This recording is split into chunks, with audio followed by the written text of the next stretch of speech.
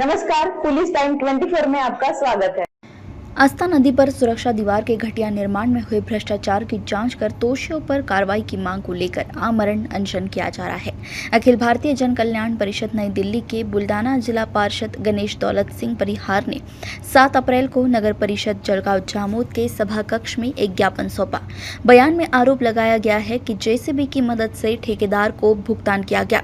सरकार के नियंत्रण की कमी और संबंधित विभाग की लापरवाही के कारण काम घटिया स्तर पर हो रहा है और अधिकारी सिर्फ काम के बिल से कमिशन में लगे हैं।